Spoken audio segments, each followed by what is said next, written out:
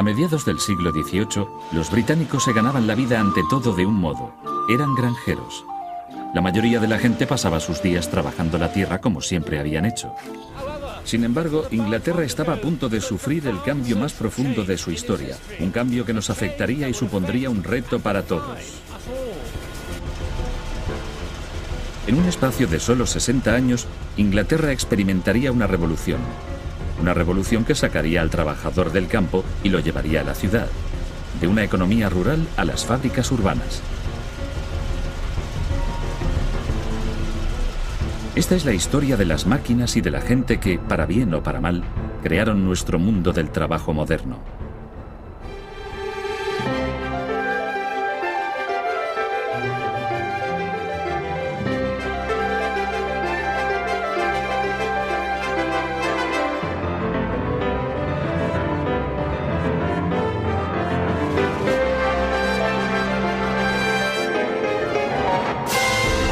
¿Qué hizo la revolución industrial por nosotros?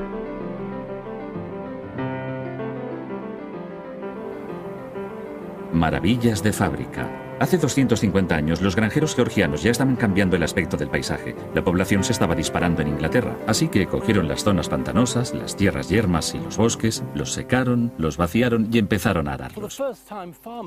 Por primera vez, los granjeros que utilizaban innovaciones en la agricultura eran capaces de producir comida suficiente para que esta creciente población floreciera. Y la población creció con fuerza. En 1750, en Inglaterra, había 5,5 millones de personas. En 1850, la población había aumentado a más de 16,5 millones. Absolutamente increíble. Con tanto crecimiento de cultivos y gente, las viejas tecnologías ya no podían dar abasto. Los molinos de harina en particular querían mejorar su máquina más importante, la rueda hidráulica. Usada desde la época de los romanos, la rueda hidráulica seguía siendo la principal fuente de energía, pero era el centro de un cada vez más acalorado debate. Había dos diseños básicos, la rueda impulsada por abajo y la misma rueda impulsada por arriba. Unos pretendían que la rueda impulsada por abajo era 6 veces más eficiente que la rueda impulsada por arriba. Otros insistían en que la rueda impulsada por arriba era 10 veces mejor. En 1752, un constructor de instrumentos científicos, John Smeaton, se atrevió a intentar resolver el asunto con la ciencia. A los 27 años, Smeaton recibió el encargo de construir un molino de agua. Era todo un acontecimiento porque él nunca había construido uno antes. Para decidir qué diseño utilizaría en su molino de encargo, Smeaton construyó un sofisticado modelo de madera. Este le permitía testear la cantidad de energía ejercida por la rueda hidráulica impulsada por arriba y por la rueda hidráulica impulsada por abajo en el mismo marco de madera con la misma altura de caída de agua. Ahora voy a dar un repaso a este significativo experimento. Esta de aquí, por supuesto, es la rueda impulsada desde abajo y funciona así. Abro el depósito, sale el agua y chorrea por debajo de la rueda y gira las palas.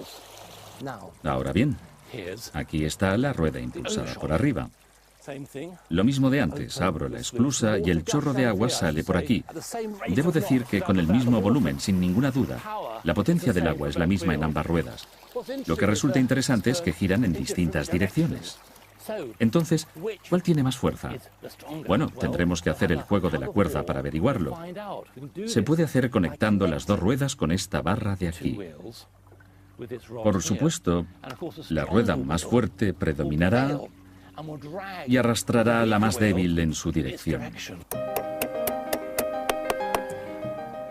Que empiece la batalla.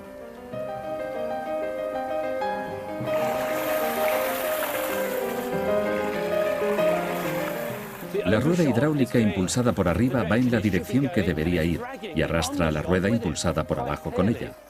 Está claro, la rueda impulsada por arriba es más potente. Aquí está la ganadora.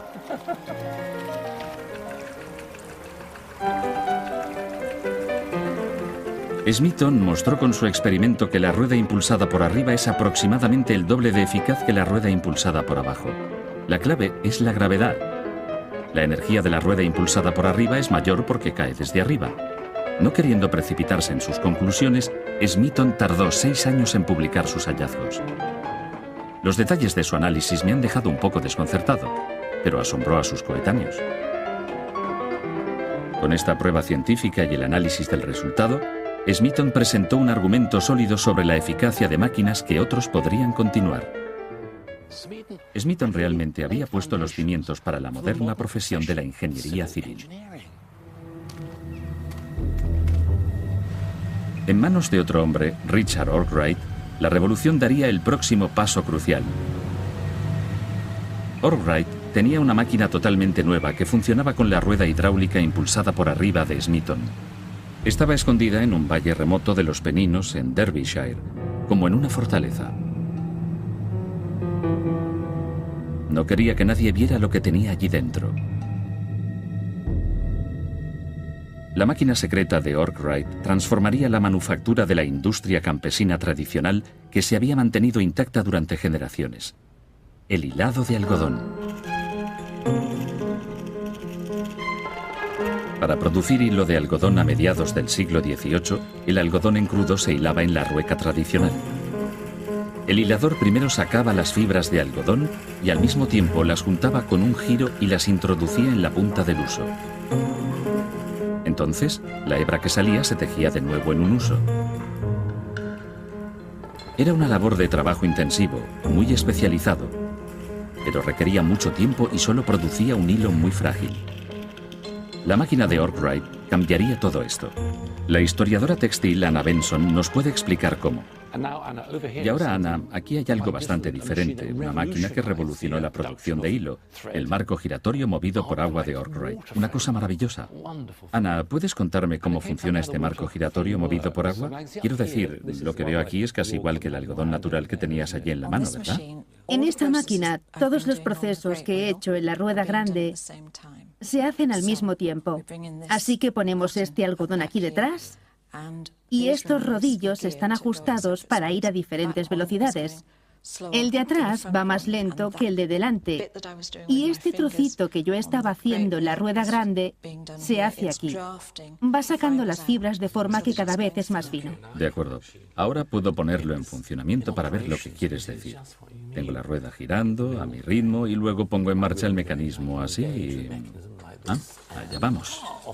Es fantástico, lo hace todo a la vez. Lo va cogiendo, hilando y tejiendo. Años antes se habían patentado unos rodillos de ajuste, pero fue el genio de Arkwright quien creó el sistema para que estos rodillos de ajuste funcionaran. Entonces, obviamente, está haciendo más hilo más deprisa y también, a mi entender, la calidad es mejor. De hecho, era tan bueno y tan fácil de producir que Arkwright podía pensar en grande. Pero imaginad no solo 4 bobinas cargadas con hebra, sino 96 y no movidas a mano, sino con una rueda hidráulica. Y efectivamente, no solamente 96, una fila tras otra de máquinas como estas, un piso encima de otro.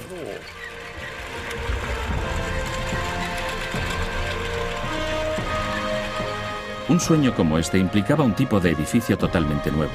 Era la catedral de la revolución industrial, una fábrica.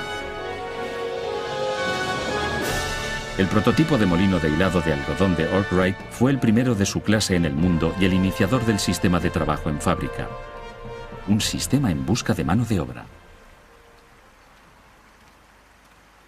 Cromford Mill necesitaba más mano de obra de la que podía encontrar en el pueblo, así que Arkwright puso anuncios para que los trabajadores vinieran de muy lejos.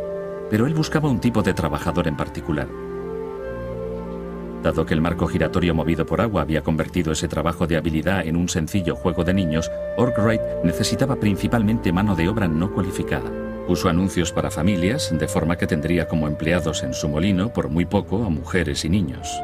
Para darles alojamiento, la primera ciudad molino crecería junto al molino. Arkwright hizo una iglesia, un bar, un mercado e incluso una escuela. Pero quizás el mayor incentivo para atraer a que vinieran familias de otras zonas era el buen estado de las viviendas. Durante los años 1770, Arkwright construyó estas casas en North Street para su mano de obra. Son realmente bastante alucinantes. Comparado con la vivienda media de la clase obrera en la época, esto es realmente algo muy especial. La gente que haya vivido aquí, los pobres o incluso muy pobres, urbanos o rurales, habrán estado realmente fascinados por este alojamiento palaciego. Esto tuvo que haber sido un gran incentivo para trabajar en el molino. ¿Y cómo trabajaban? De día y de noche.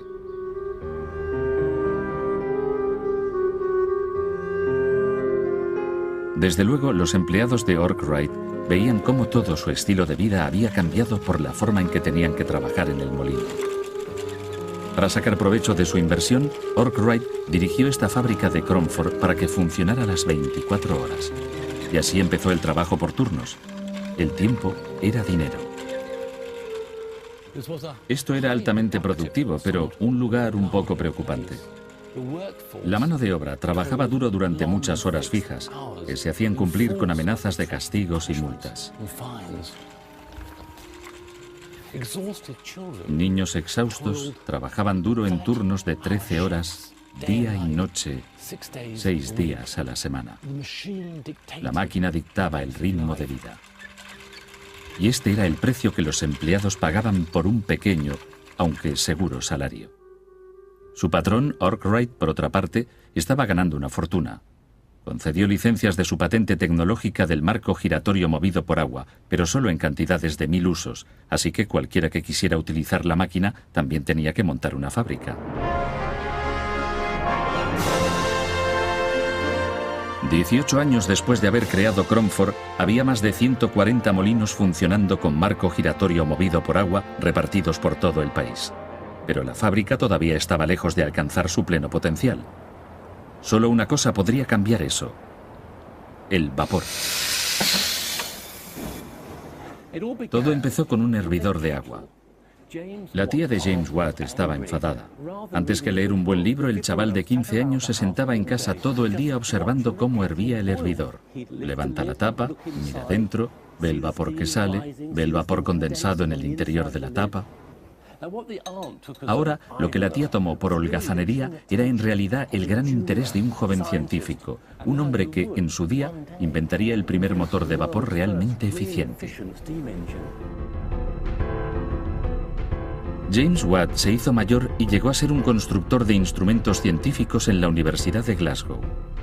Un día le pidieron que reparara un modelo de uno de los primeros motores de vapor, el motor Newcomen. El modelo se había quedado literalmente sin vapor. El motor Newcomen se había estado usando desde principios del siglo XVIII. Era usado principalmente para bombear agua de las minas, pero no funcionaba muy bien. El motor funcionaba por el principio del vacío, creado por la condensación de vapor en un solo cilindro. Sin embargo, consumía una enorme cantidad de carbón para producir bastante poca energía. Ahora, el problema con este motor es que ese vapor tenía que ser inyectado y condensado en el mismo cilindro. Esto significa que por cada golpe del pistón el cilindro tenía que ser calentado y enfriado, calentado y enfriado, calentado y enfriado. Esto hacía que la máquina fuera realmente muy ineficiente. Watt arregló el modelo, pero batalló con el problema de su ineficiencia durante más de un año. Entonces fue a dar un paseo por un campo de golf de Glasgow. En 1765, mientras caminaba por Glasgow Green, le llegó la inspiración. Tal como iba a escribir, no había caminado más que hasta el centro de golf y ya lo tenía todo solucionado en mi mente. Buen tiro, señor. Esto es Crofton Pumping Station. Proporciona agua al canal de Kennet y Avon. Dentro está el motor más antiguo del mundo que todavía sigue haciendo su trabajo original. Y fue construido por Watt.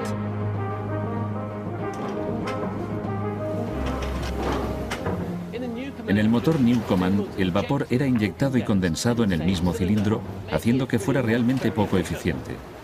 Este hombre, Watt, tuvo una sencilla, ingeniosa idea, un verdadero salto adelante. En su motor, el proceso de enfriado estaba separado del cilindro. Y aquí tenemos este condensador, aquí abajo, algo maravilloso, lo cual significa que el cilindro de arriba permanecía caliente todo el tiempo.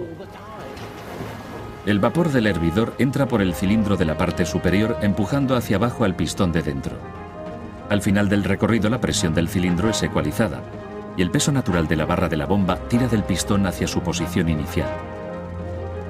Mientras sube, una válvula libera el vapor dentro del fondo del cilindro. Con cada golpe descendente, este vapor es recogido en el condensador separado donde queda condensado. Este proceso crea un vacío que hace bajar el pistón cuando el vapor de arriba lo empuja hacia abajo. Este increíblemente eficiente uso del vapor significa que el motor de Watt consume menos de la tercera parte del carbón utilizado por el motor Newcomen. Es también 2 veces más potente.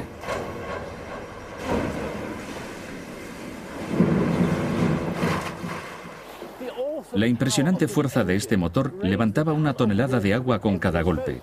Eso significa casi 18 millones de litros al día. Pero el motor de Watt llegaría a ser mucho más que una eficiente y estupenda bomba. Iba a impulsar la transformación de cualquier lugar de trabajo en el país. Pero había un problema. Watt era un pesimista, un hipocondríaco, propenso a rachas de desesperación, inactividad y depresión. Tuvo su punto bajo en 1773, cuando llegó a la conclusión de que no había nada más insensato que inventar. Y por una vez, su depresión era justificada, porque al cabo de 8 años de trabajo duro con su motor de vapor, su socio quebró. Lo que necesitaba, claro, era un nuevo socio, uno con impulso, con recursos y con cabeza para los negocios. Aparece Matthew Boulton. Boulton era un dinámico fabricante de Birmingham que cuando conoció a Watt vio los diseños para el motor de vapor e inmediatamente se dio cuenta de su potencial como negocio. Boulton, con su dinero en efectivo, sus artesanos y su confianza, emprendió esta nueva y gran idea y la organizó. Watt dejó Escocia y se unió a Boulton en Birmingham en 1774. Asociados, estos 2 hombres iban a ser, como veréis, gigantes de la revolución industrial. En 5 años, después de mejorar sus prototipos, captaron el mercado de motores de vapor para bombear agua de las minas de estaño, cobre y plomo. Pero Boulton tenía mayores ambiciones. Boulton advirtió que una pequeña pero significativa alteración en su motor de vapor lo haría mucho más útil. Instó a Watt a idear una forma de convertir la acción arriba y abajo del motor en un movimiento rotativo para que funcionara como una supereficiente, potente y muy segura rueda hidráulica. Con un brazo unido al piñón del cigüeñal, controlando un sistema de correas, el motor de vapor podría impulsar no solo una máquina a la vez, sino toda una serie de ellas. La energía del vapor estaba a punto de cambiar el mundo y el lugar de trabajo. No solo para el minero, sino para el fabricante, el obrero de la fundición de hierro, el trabajador textil, el destilador e incluso el alfarero. El vapor era ahora un gran negocio. Y el lugar de donde arrancó fue la ciudad en la que ocurrieron más cosas de la revolución industrial, Birmingham. Aún hoy, más de 200 años después de que se conocieran, todavía puedes cruzarte con Boulton y Watt. Me pregunto si, cuando se hicieron socios, se dieron cuenta de que crearían uno de los primeros negocios corporativos internacionales, no solo con fábrica, sino diseño, marketing y personal de oficina también. Pero el éxito trajo consigo montañas de papeleo. En la casa de Boulton, Soho House, todavía en pie hoy, Watt mostró a su socio financiero cómo podía mejorar la velocidad y eficiencia de sus oficinistas. El lúgubre Watt creó la precursora de una herramienta clave en la oficina. No podemos imaginar cómo lo haríamos sin ella, la fotocopiadora. Esta cosa asombrosa es eso, una de las copiadoras de Watt. Bueno, la tinta era muy importante, había que usar una tinta especial, tinta mezclada con azúcar y un buen chorro de coñac francés. Bien, ahora yo transformo lo que parece un escritorio portátil en una prensa de imprenta. Asombroso.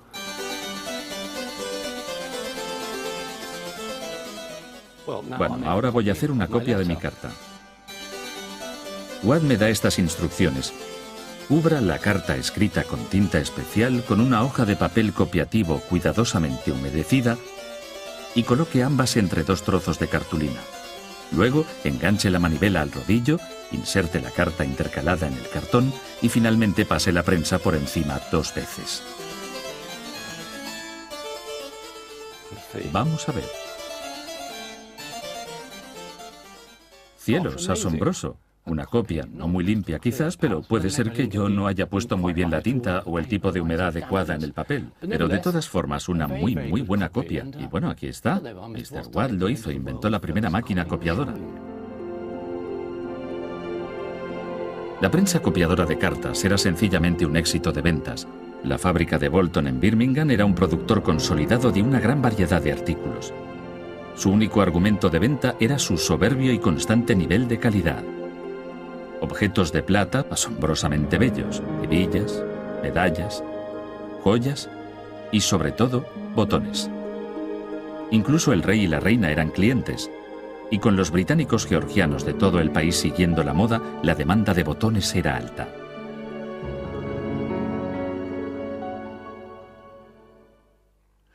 Para hacer frente a esa demanda, Bolton tuvo que desarrollar todo el potencial de una nueva técnica de gestión, la división del trabajo. La mano de obra estaba a punto de conocer la producción en cadena.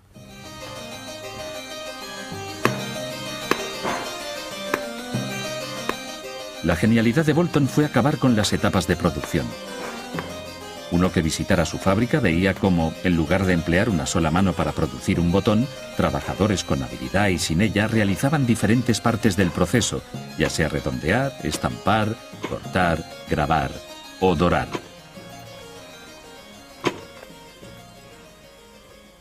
Hoy esto parece obvio, pero era una idea revolucionaria a mediados del siglo XVIII.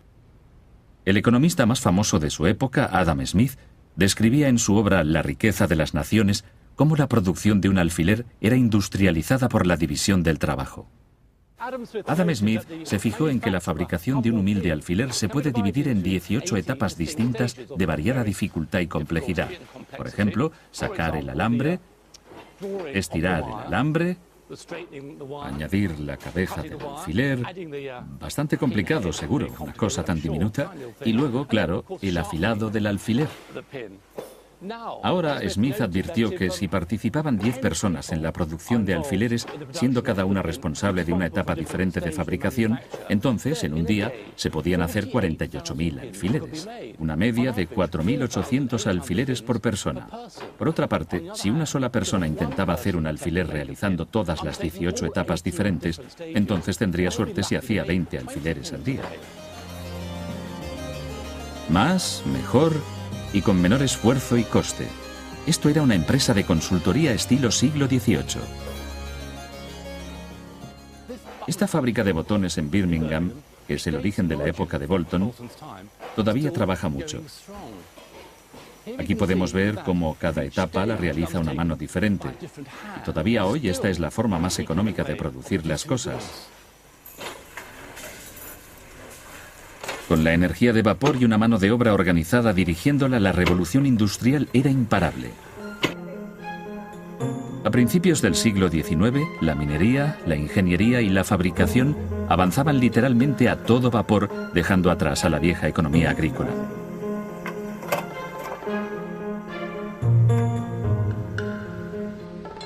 Con la energía del vapor a su disposición, los patronos ya no estaban limitados a la energía del agua que proporcionaban los remotos ríos rurales. Podían estar en cualquier parte, y con una fábrica tras otra, se fueron extendiendo en las nuevas ciudades industriales. Esto era el progreso, pero para muchos tenía una cara oscura y satánica. La industrialización tuvo lugar con muy poca intervención por parte del gobierno.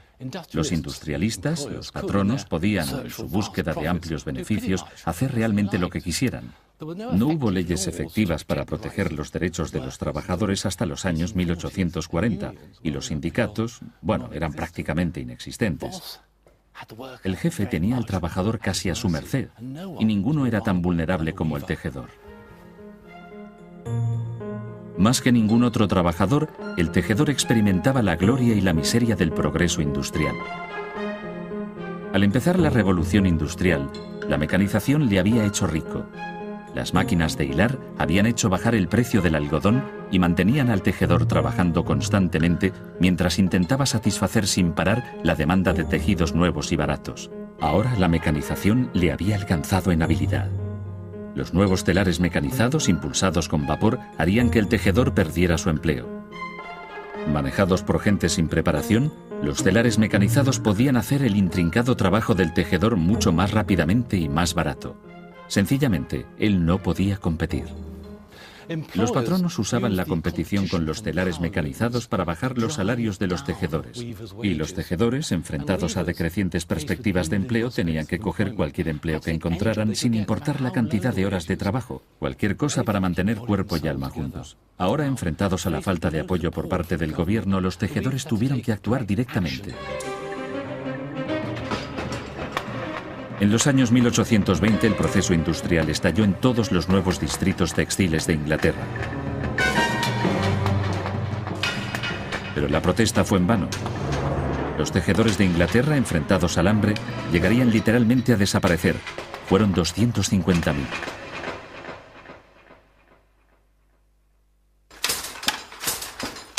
Un telar especial que no solo revolucionaría el mundo del tejedor, sino que pondría en marcha la revolución tecnológica de hoy, el telar Jacquard.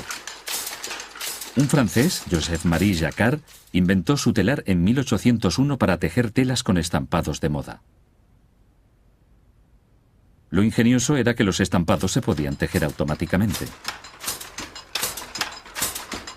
Un estampado se hace al pasar la trama.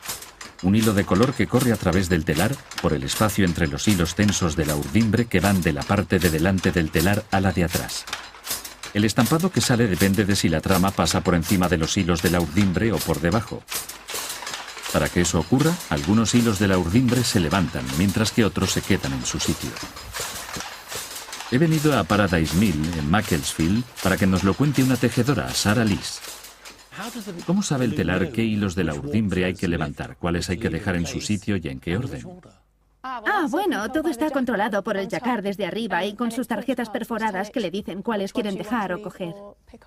Veo aquí montones de tarjetas, cientos de tarjetas con miles de agujeros, pero no acabo de entender cómo funciona. ¿Me puedes dar más detalles? Tengo un modelo para mostrárselo claramente. ¿Quiere verlo? Estupendo, déjame verlo. Sí, claro. Sí, por favor. Todo depende de estas tarjetas de aquí. Estas tarjetas están presentadas a estas agujas con resorte. ¿Puedo tocarlo? Sí, claro. Están bastante afiladas. Muy bien, aquí están. Las agujas están aquí, se meten en los agujeros. Sí, y estas van, a su vez, presentadas a estos ganchos. ¿Y entonces controlan los hilos de la urdimbre por debajo? Si hay un agujero en la tarjeta, la aguja pasa a través de ella y el gancho se queda encima del plegador, que se levanta.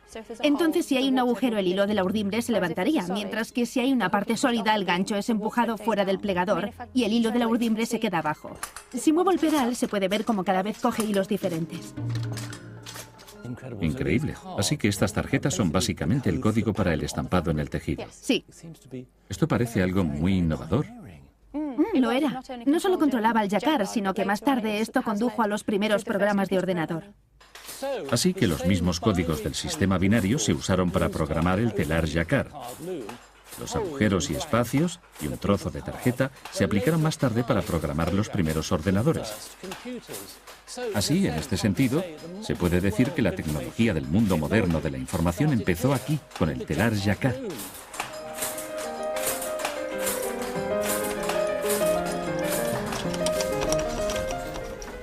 Muchos rasgos clave de nuestra vida laboral de hoy en día: la corporación centralizada, el trabajo en cadena, la línea de producción, la fotocopiadora, incluso el ordenador. Todos ellos empezaron durante la Revolución Industrial. Glasgow. En 1765, mientras caminaba por Glasgow Green, le llegó la inspiración. Tal como iba a escribir, no había caminado más que hasta el centro de golf y ya lo tenía todo solucionado en mi mente. Buen tiro, señor.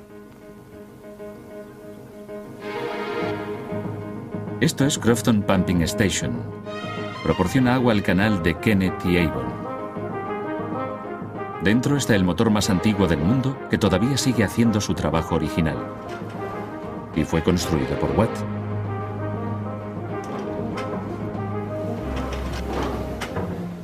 En el motor Newcomen, el vapor era inyectado y condensado en el mismo cilindro, haciendo que fuera realmente poco eficiente. Este hombre, Watt, tuvo una sencilla, ingeniosa idea, un verdadero salto adelante. En su motor, el proceso de enfriado estaba separado del cilindro. Y aquí tenemos este condensador, aquí abajo, algo maravilloso, lo cual significa que el cilindro de arriba permanecía caliente todo el tiempo. El vapor del hervidor entra por el cilindro de la parte superior, empujando hacia abajo al pistón de dentro. Al final del recorrido, la presión del cilindro es ecualizada y el peso natural de la barra de la bomba tira del pistón hacia su posición inicial. Mientras sube, una válvula libera el vapor dentro del fondo del cilindro. Con cada golpe descendente, este vapor es recogido en el condensador separado donde queda condensado. Este proceso crea un vacío que hace bajar el pistón cuando el vapor de arriba lo empuja hacia abajo. Este increíblemente eficiente uso del vapor significa que el motor de Watt consume menos de la tercera parte del carbón utilizado por el motor Newcomen. Es también 2 veces más potente.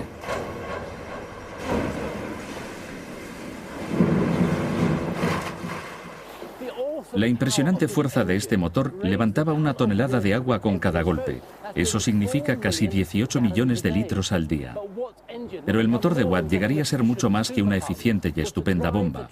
Iba a impulsar la transformación de cualquier lugar de trabajo en el país. Pero había un problema. Watt era un pesimista, un hipocondríaco, propenso a rachas de desesperación, inactividad y depresión. Tuvo su punto bajo en 1773, cuando llegó a la conclusión de que no había nada más insensato que inventar.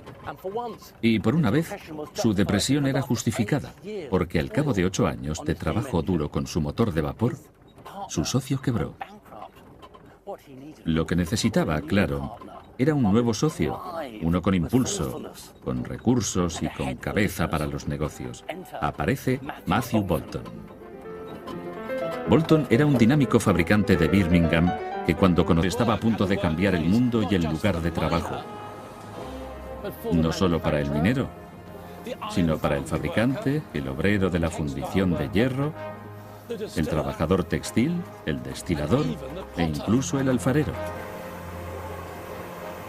El vapor era ahora un gran negocio, y el lugar de donde arrancó fue la ciudad en la que ocurrieron más cosas de la revolución industrial, Birmingham.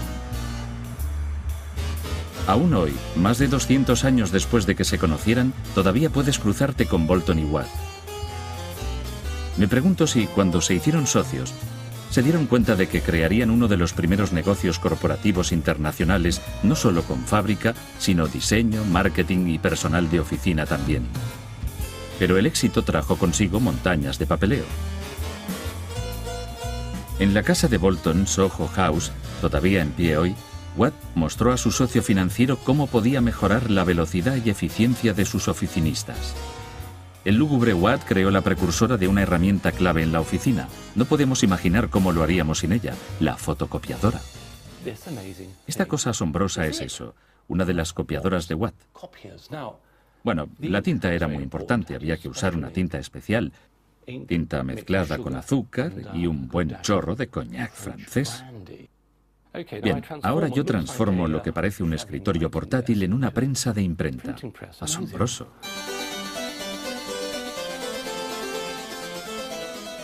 Bueno, ahora voy a hacer una copia de mi carta. Watt me da estas instrucciones. Cubra la carta escrita con tinta especial con una hoja de papel copiativo cuidadosamente humedecida y coloque ambas entre 2 trozos de cartulina. Luego, enganche la manivela al rodillo, inserte la carta intercalada en el cartón y finalmente pase la prensa por encima 2 veces. Vamos a ver. Cielos, asombroso. Una copia, no muy limpia quizás, pero puede ser que yo no haya puesto muy bien la tinta o el tipo de humedad adecuada en el papel. Pero de todas formas, una muy buena copia. Y bueno, aquí está. Mr. Watt lo hizo, inventó la primera máquina copiadora. La prensa copiadora de cartas era sencillamente un éxito de ventas. La fábrica de Boulton en Birmingham era un productor consolidado de una gran variedad de artículos. Su único argumento de venta era su soberbio y constante nivel de calidad. Objetos de plata asombrosamente bellos, hebillas, medallas, joyas y sobre todo botones. Incluso el rey y la reina eran clientes, y con los británicos georgianos de todo el país siguiendo la moda, la demanda de botones era alta. 250 años, los granjeros georgianos ya estaban cambiando el aspecto del paisaje. La población se estaba disparando en Inglaterra, así que cogieron las zonas pantanosas, las tierras yermas y los bosques, los secaron, los vaciaron y empezaron a ararlos.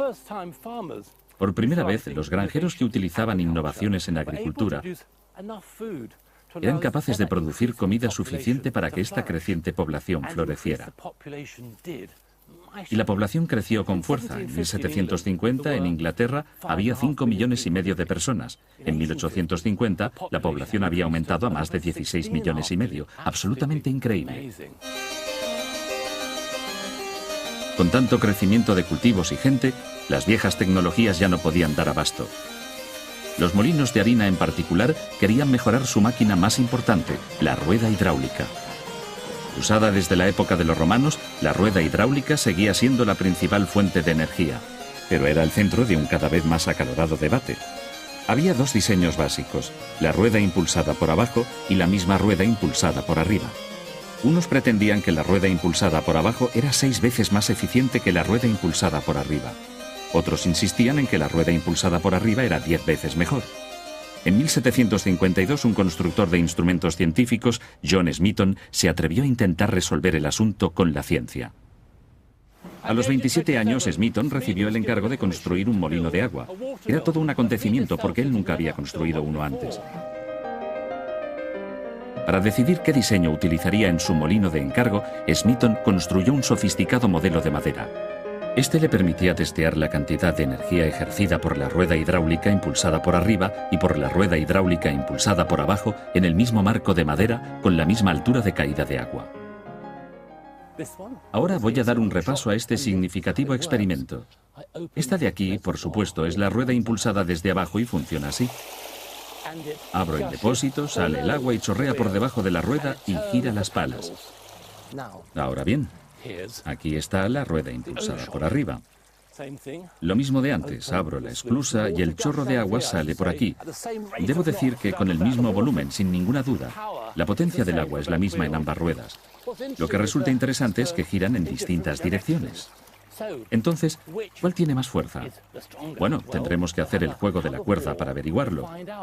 Se puede hacer conectando las dos ruedas con esta barra de aquí. Por supuesto, la rueda más fuerte predominará y arrastrará a la más débil en su dirección. Que empiece la batalla.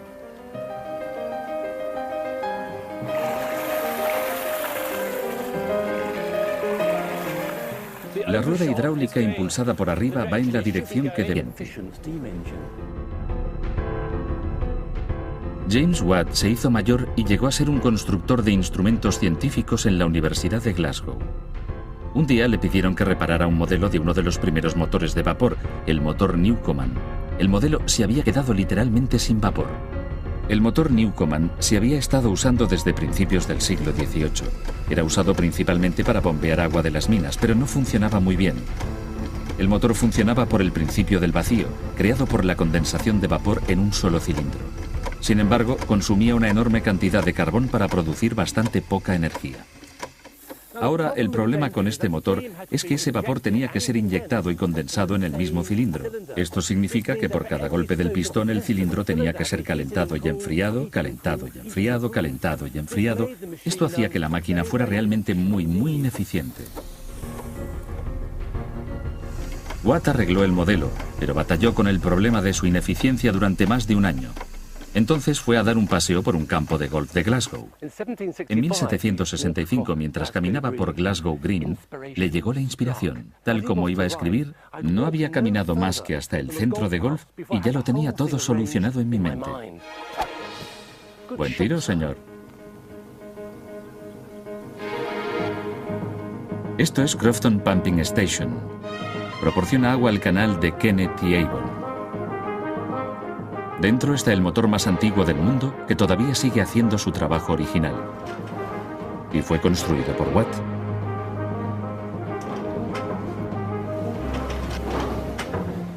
En el motor Newcomen, el vapor era inyectado y condensado en el mismo cilindro, haciendo que fuera realmente poco eficiente. Este hombre, Watt, tuvo una sencilla, ingeniosa idea. un verdadero salto adelante. En su motor, el proceso de enfriado estaba separado del cilindro. Y aquí tenemos este condensador, aquí abajo, algo maravilloso, lo cual significa que el cilindro de arriba permanecía caliente todo el tiempo. El vapor del hervidor entra por el cilindro de la parte superior empujando hacia abajo al pistón de dentro. Al final del recorrido la presión del cilindro es ecualizada y el peso natural de la barra de la bomba tira del pistón hacia su posición inicial. Mientras sube, una válvula libera el vapor dentro del fondo del cilindro. Con cada golpe descendente, este vapor es recogido en el condensador separado donde queda condensado.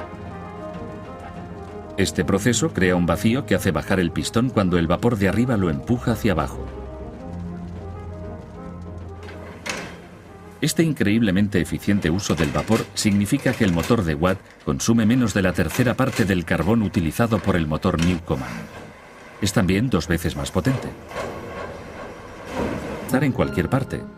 Y con una fábrica tras otra, se fueron extendiendo en las nuevas ciudades industriales. Esto era el progreso, pero para muchos tenía una cara oscura y satánica. La industrialización tuvo lugar con muy poca intervención por parte del gobierno. Los industrialistas, los patronos, podían, en su búsqueda de amplios beneficios, hacer realmente lo que quisieran. No hubo leyes efectivas para proteger los derechos de los trabajadores hasta los años 1840, y los sindicatos, bueno, eran prácticamente inexistentes. El jefe tenía al trabajador casi a su merced, y ninguno era tan vulnerable como el tejedor. Más que ningún otro trabajador, el tejedor experimentaba la gloria y la miseria del progreso industrial. Al empezar la revolución industrial, la mecanización le había hecho rico. Las máquinas de hilar habían hecho bajar el precio del algodón y mantenían al tejedor trabajando constantemente mientras intentaba satisfacer sin parar la demanda de tejidos nuevos y baratos. Ahora la mecanización le había alcanzado en habilidad.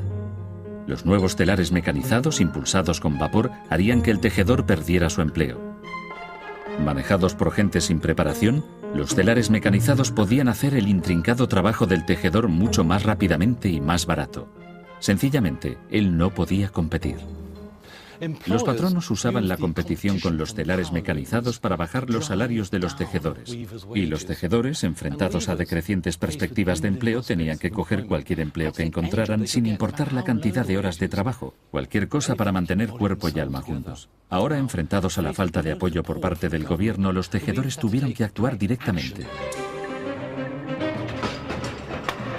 En los años 1820 el proceso industrial estalló en todos los nuevos distritos textiles de Inglaterra. Pero la protesta fue en vano. Los tejedores de Inglaterra, enfrentados al hambre, llegarían literalmente a desaparecer. Fueron 250.000.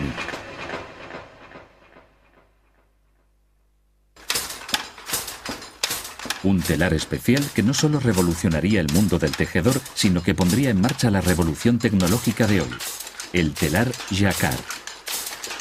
Un francés, Joseph-Marie Jacquard, inventó su telar en 1801 para tejer telas con estampados de moda. Lo ingenioso era que los estampados se podían tejer automáticamente. Un estampado se hace al pasar la trama. Un hilo de color que corre a través del telar por el espacio entre los hilos tensos de la urdimbre que van de la parte de delante del telar a la de atrás. El estampado que sale depende de si la trama pasa por encima de los hilos de la urdimbre o por debajo. La rueda más fuerte predominará y arrastrará a la más débil en su dirección. Que empiece la batalla.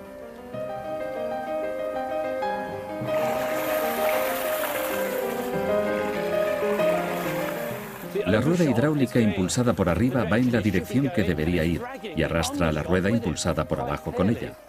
Está claro, la rueda impulsada por arriba es más potente. Aquí está la ganadora.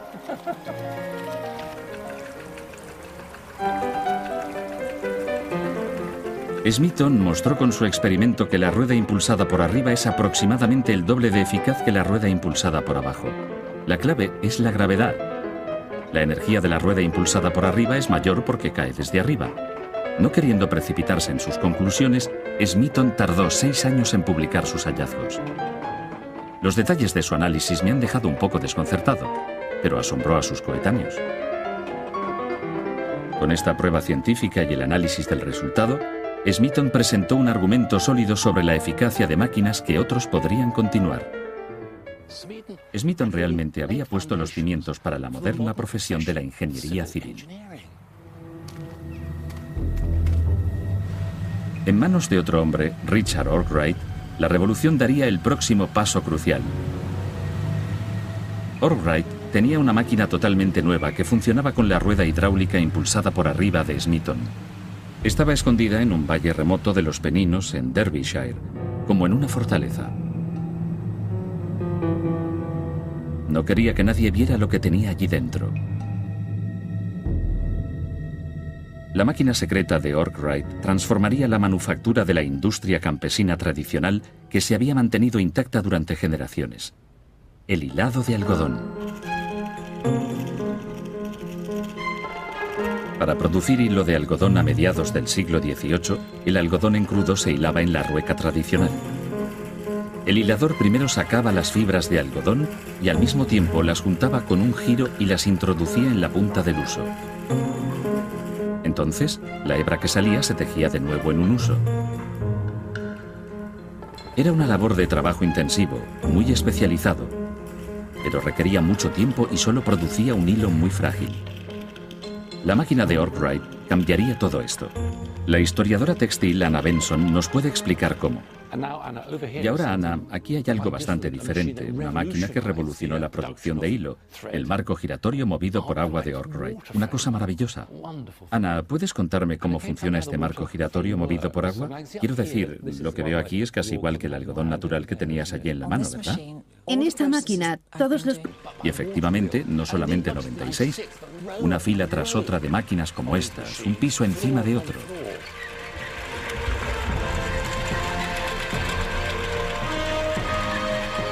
Un sueño como este implicaba un tipo de edificio totalmente nuevo. Era la catedral de la revolución industrial, una fábrica. El prototipo de molino de hilado de algodón de Arkwright fue el primero de su clase en el mundo y el iniciador del sistema de trabajo en fábrica. Un sistema en busca de mano de obra. Cromford Mill necesitaba más mano de obra de la que podía encontrar en el pueblo, así que Arkwright puso anuncios para que los trabajadores vinieran de muy lejos. Pero él buscaba un tipo de trabajador en particular. Dado que el marco giratorio movido por agua había convertido ese trabajo de habilidad en un sencillo juego de niños, Arkwright necesitaba principalmente mano de obra no cualificada. Puso anuncios para familias, de forma que tendría como empleados en su molino, por muy poco, a mujeres y niños. Para darles alojamiento, la primera ciudad molino crecería junto al molino. Arkwright hizo una iglesia, un bar, un mercado e incluso una escuela. Pero quizás el mayor incentivo para atraer a que vinieran familias de otras zonas era el buen estado de las viviendas. Durante los años 1770, Arkwright construyó estas casas en North Street para su mano de obra. Son realmente bastante alucinantes. Comparado con la vivienda media de la clase obrera en la época, esto es realmente algo muy especial. La gente que haya vivido aquí, los pobres o incluso muy pobres, urbanos o rurales, habrán estado realmente fascinados por este alojamiento palaciego. Esto tuvo que haber sido un gran incentivo para trabajar en el molino. ¿Y cómo trabajaban? De día y de noche.